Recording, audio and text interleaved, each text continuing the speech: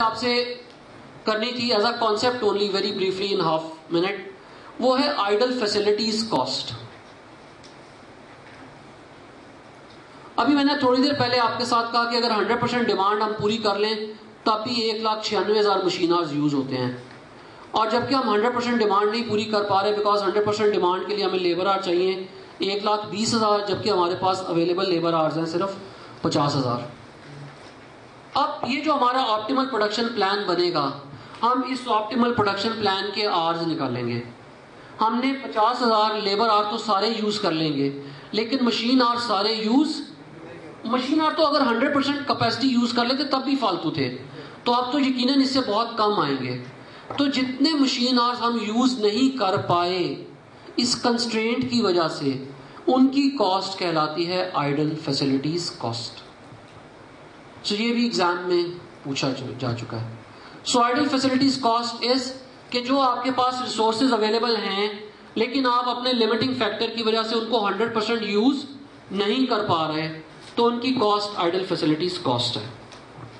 इस सारे कॉन्टेक्स्ट में एक बात मैंने लेक्चर के शुरू में नहीं कही थी, वो मैंने होल्ड कर ली थी कि हम इस मुकाम पे आके मैं आपसे बात करूंगा, और बल्कि आपसे ही इनपुट चाहूंगा कि आप में से कोई अगर बताए मुझे, और वो है शैडो प्राइस। शैडो प्राइस का कॉन्सेप्ट बता दें बस, दैट्स इट। एनी पढ़ी लिखी डेफिनेशन बनानी होती और चाहता किसी मैं तो यार कुछ झटका जी आसान जी गल दसो।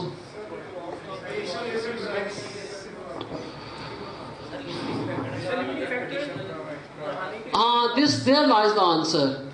अगर हमारे पास जो लिमिटिंग फैक्टर है उसका एक यूनिट और अवेलेबल हो जाए, ठीक है जी, इस कॉन्सेप्ट को समझना है।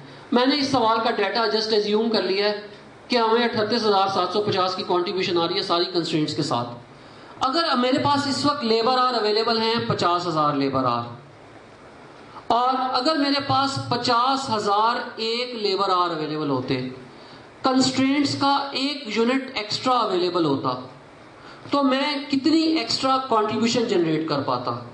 सपोज अगर मुझे एक लेबर आवर और अवेलेबल हो जाए तो मेरी कंट्रीब्यूशन आ जाएगी 38,000, ऐसी डाटा लिख रहा हूं, 752 रुपए।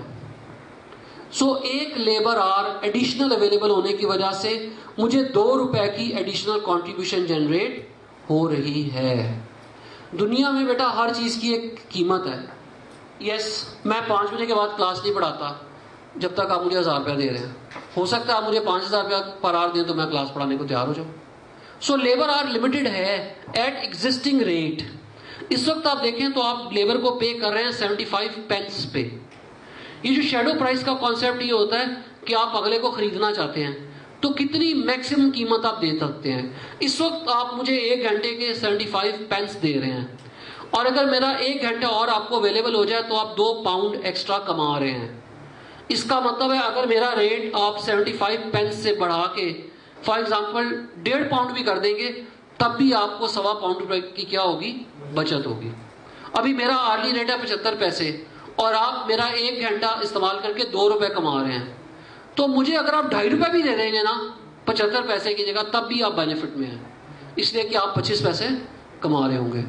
दिस इज शैडो प्राइस, कि जो आपका लिमिटिंग फैक्टर है उसका एक एडिशनल रिसोर्स हासिल करने के लिए क्या मैक्सिमम प्राइस आप पे कर सकते हैं। ये मेरी एक्चुअल टाइम की कीमत नहीं है, मेरी एक्चुअल टाइम की कीमत 75 पैसे है। आप अगर अभी 2.5 रुपए देने को तैयार हुए हैं तो सिर्फ अपनी इस कंस्ट्रेंट की वजह से तैयार हुए हैं। This is not my actual price, ये एक कंप्यूटेड प्राइस है जो एक बिजनेस बार्गेन की सिचुएशन में, विन विन सिचुएशन में, इसीलिए इस प्राइस को शैडो प्राइस का नाम दिया गया। This is not actual price. My actual price is 75 pence per hour, and now you are willing to even give me 2.5 rupees per hour. Why? Because मेरा एक एडिशनल आवर अवेलेबल होने से आप 2 रुपए एक्स्ट्रा कमा रहे हैं। तो अगर आप 2.25 रुपए मुझे भी दे देते तो 25 पैसे तो आपको बच गए। So this is the concept of shadow price, ठीक है जी। So what maximum price you can give to acquire one additional resource of limiting factor, that is your shadow price।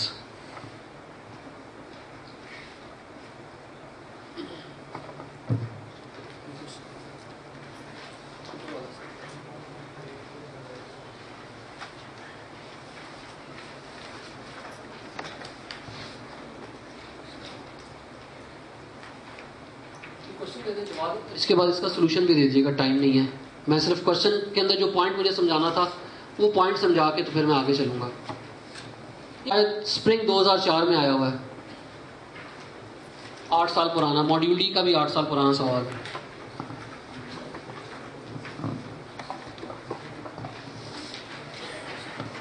लाजमन करना है, जिन्होंने किया हुआ उन्होंने भी दोबारा करना है।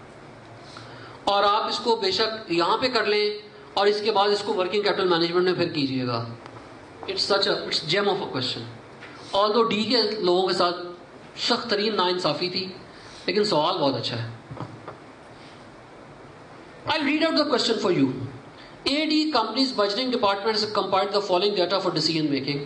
Product A, demand, average price of फलां फलां फलां. Minimum order quantity of each product is 100 units.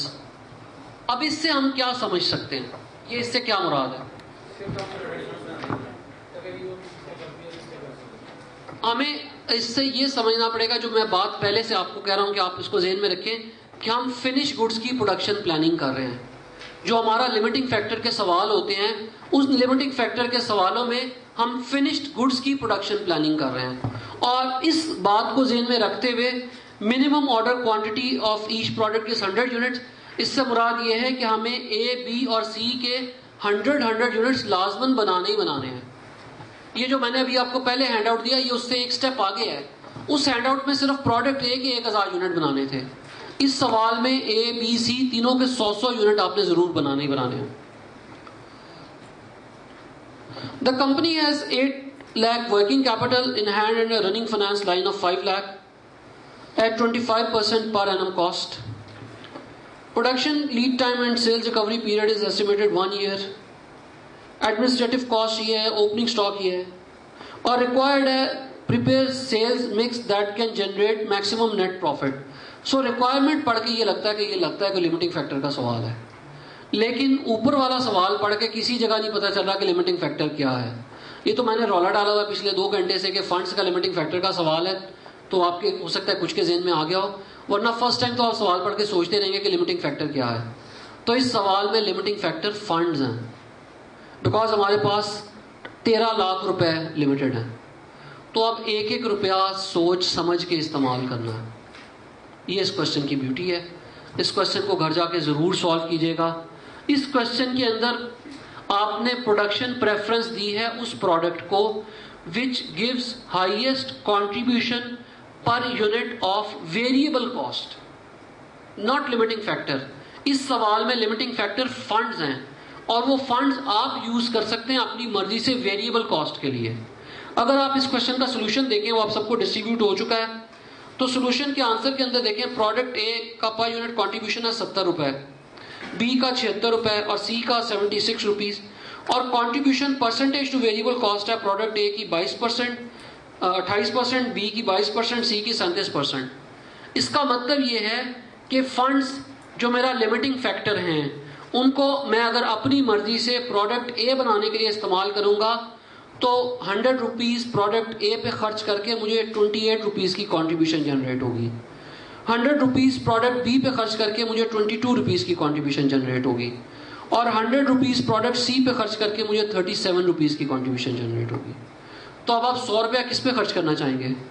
Product सी पे खर्च करना चाहेंगे, बिकॉज सी पे 100 रुपया खर्च करने से 37 रुपये बचते हैं, और ए पे 100 रुपया खर्च करने से 28 रुपये बचते हैं, और बी पे 100 रुपया खर्च करने से 22 रुपये बचते हैं। So very good question.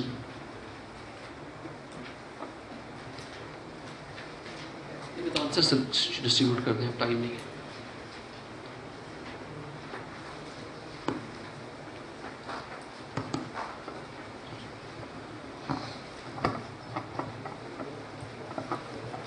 ये भी मैंने थोड़ी देर पहले आपसे बात की थी कंपोनेंट्स की परचेज प्रेफरेंस की, उसमें हसन ने सवाल भी पूछा था।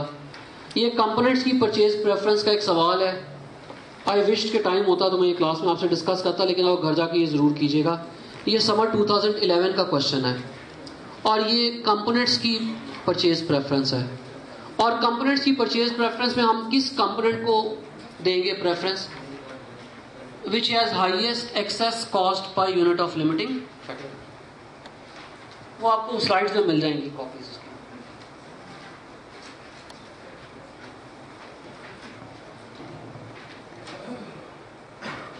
और ये लीनियर प्रोग्रामिंग का सेकंड लास्ट अटेम्प्ट का क्वेश्चन है। अभी वो हमारे दोस्त शायद चले गए हैं जो पूछ रहे थे, टेबल्स एंड चेयर्स वाला क्वेश्चन है।